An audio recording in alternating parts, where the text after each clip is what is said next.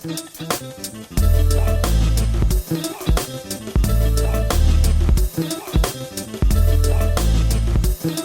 that being said, Dr. Dre, bro, is going through something, and the other person wants a gift. Yeah. The other person wants a big gift. A monthly gift Quite of a a substantial gift of a couple millions. Yes, bro. Hey, Dude. Yes. Hey, this prenup thing and all This these prenup things thing, are serious, eh? it's serious. It's a problem, bro. I think it's also serious. Like when it comes to when you're a celebrity or you're very you're in that upper echelon of finance and in business and just having having a lot of figures in your bank account or in your business. Prenup plays an important role because sometimes people are just for your money, or it also just shows the relationship, the truth behind the relationship. I think you know what I mean? Oh gosh, it's very true. But I also do think that this prenup thing is such an interesting topic. Yeah. Like for example, I also do see the part that, you know what, if maybe you are looking to get married with a significant other, you guys should maybe get a prenup or whatever, so that if one goes into business and the one has a more stable career, at least the finances don't have to get affected. Because if you're going to business and things go bad, at least the other person can still hold down the household. But what happens now, I see the Dr. Dre's part. What happens now if you truly, two people meet and then they get married out of community of what? And the lady actually helps the guy to build his business and his net worth, but they had a prenup and then it's time for a divorce to happen. And now, but the lady was very instrumental in this guy being successful. See, now I feel that's where the other side of That's the the other side of the What are story. your thoughts about that now? So I think in that case, because that's what Dr. Dre's sort of thing. Well, the thing is, that's what she's claiming. That she kind of assisted to him being the person that he is today. How long were they married for? 26 years, bro. I mean, but you also need to take into part, Dr. Dre was already big when they got married. And that's why they put the prenup in place, because he had already been through NWA. I think he had just released a Chronic album. So he was already establishing himself in the music industry, you know? Okay. So I think for his sake, he was like, you know what, let me just rather have my backup plan just in case this thing goes sour. Because I mean, in this day and age, especially being in the music industry or any form of entertainment, you've got to be careful because, you know, people marrying people for their status, for cash is a real thing, you know? So you got to protect yourself. So I think that's what he was doing at the end of the day. You know, for them being as married as long as they were, I definitely feel like your partner plays a lot into who you are as a person. Yeah. So I definitely think that she would have pushed him, you know, to be the kind of person he is. The man's worth 800 million now, bro. And she wants, how much she wants? It was 1.5 million for security. Yeah, something like that. And then like 2 million like a month or something like that, like, you know, as like restitution. So the 1.5 million was for death threats and just security in general. Apparently she's been getting a lot of death threats, you know, during this whole time. This is extreme. Which, you know, I've noticed a trend when it comes to people, like to certain instances now where things get blown out of proportion, where things happen. People are very quick to threaten people with death these days. Yeah. Yeah, I think people take this whole fan thing. They take it a bit too seriously, bro. Like, I mean, what did she actually do for you to threaten? It's almost like they're getting involved in their relationship. Exactly. Because also I feel another thing, I do see that we're looking at what she's asking for and we're saying, oh wow, that is so big. But also at the same time, we're not in their relationship. And you don't know what kind of lifestyle we don't know what type of lifestyle they have. And everybody's taking Dr. Dre's side because I mean, Dr. Dre is the beloved person of hip hop, you know, he's one of those. But they were married for 26 years. Surely she was instrumental in him becoming something. And I'm not sure about amounts, but I actually do feel that maybe the honorable thing to do would be to say, listen, maybe we had a prenup, and instead of maybe going to court and asking for ridiculous amounts or whatever the case is, this is part of my net worth, or this is what I feel that through these years we've been together, this is what I can share with you. You know? Okay, no, definitely. But it's not even like it's instances like with like Tiger Woods, you know, where there was like infidelity or anything like that.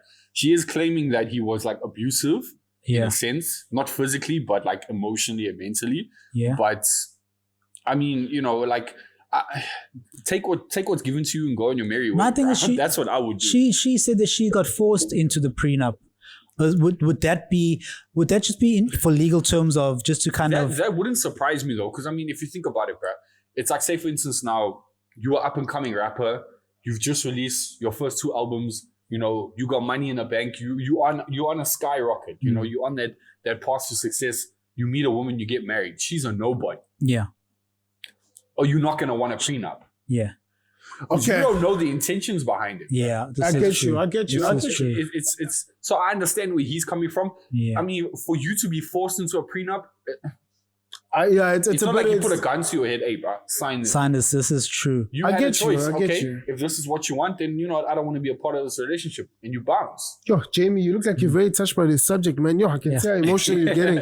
I'm sorry, man. If something happened, we can do this. But Vietnam then again, flashbacks, right? There's a lot of things happening in our countries, man. Come back to South Africa. Yes, come back to not just South Africa. Yes, actually, I got two topics that are tied in together. One is from South Africa, and one I picked up from Nigeria. Okay, and they tie in together. So I think we all know about the South African topic where there was that young guy that got caught at the Dross restaurant for raping or molesting a young girl.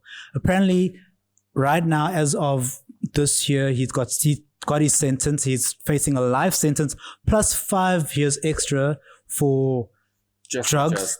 And deserves an extra 10. Yeah, it basically got 10 extra years. Give him an Oprah. You get one, you get more, you get more. So then, yes, justice is served. And then on top of that, human trafficking. Yes, guys, the human trafficking in South Africa is a real thing. And crazy. The saddest thing is that it's not getting out of hand. The media is only showing us that now. Yeah, true. It has been out of hand. It has been out of hand. Like I was in Johannesburg the other day.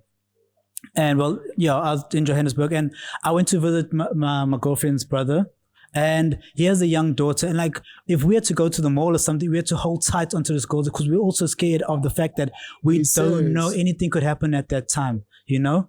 So, man, this whole human trafficking is so extreme. This is what I think. It's my personal view. Nobody come after me for this. But I feel anything that is organized crime in South Africa that gets to happen cannot happen without the authorities either letting it pass or being involved in it.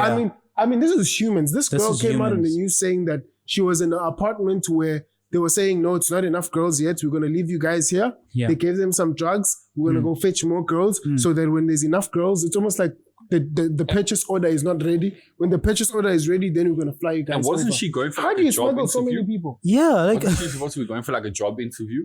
And actually she overheard them talking, like, obviously, like they were planning on something like that. They were taking her somewhere. No, I think she escaped when she was at the actual. When she was at the actual place, she escaped from there. She went to a hospital, then they helped her.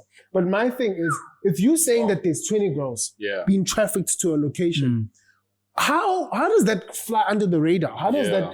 But it's just so sad that we have sisters, we have even guys, but more the ladies, man. It's almost like sad. Almost every single thing that comes out is them not having an opportunity to live and be themselves. And then in age that we're in. It's so extreme. But then huge shout out to Nigeria for coming out with a threat. So this is what I got from the Daily Mail. Okay, in late September, it got posted. Rapists will be surgically castrated, and anyone who rapes a child will face the death penalty under new laws in Nigerian state. How do we feel about this in South Africa? I did tell you, bros, you did do the teens now. I tell you, they take this man, take him back to Nigeria now. We go, what is this sentence thing? Yeah, we're going to put him in jail. We're going to sentence, bros. Not to play with my people there. Yeah, bro. But death penalty. That's death penalty, bro. You know what? I'll be honest with you. My natural instinct and my first thing is to say big ups. Because it just shows that they are taking this rape thing seriously. Yes, finally. We're going to have a speech. We're going to say this, that. It means it is happening. I think my other thing is that if you're falsely accused. Hey, that's another problem, if you're falsely accused, that's the only sad thing. Like, there's a lot of false plenty instances where people have been accused of rape. And, come to find out later on down the line that it actually wasn't the case.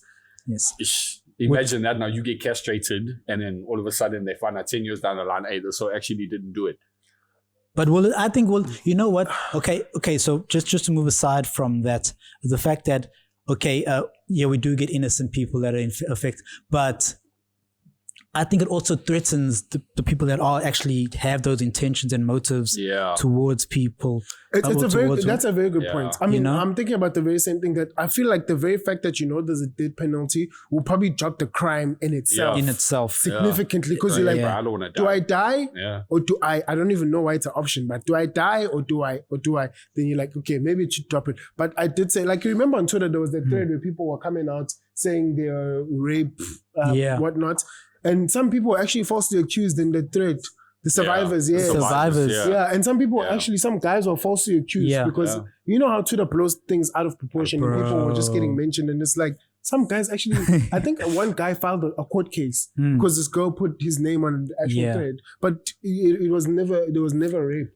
And that's the thing. I feel like in terms of equality, sometimes like these girls who falsely accused, and I'm not just saying girls just falsely accused guys, but in any type of relationship, when it comes to false accusations, they should also be sentenced, or actually it should be taken seriously. I think it is being taken seriously nowadays, because at the same time you actually are throwing someone's life away when it is false accusation. Because also, like, I know, especially in this day and age, like the term rape, like you need to be also careful on what you justify as rape, because in these day and age, there's so much like gray area when it comes to sexual crimes, bro, that people can do certain things, get away with it, and it not be considered rape when it actually is.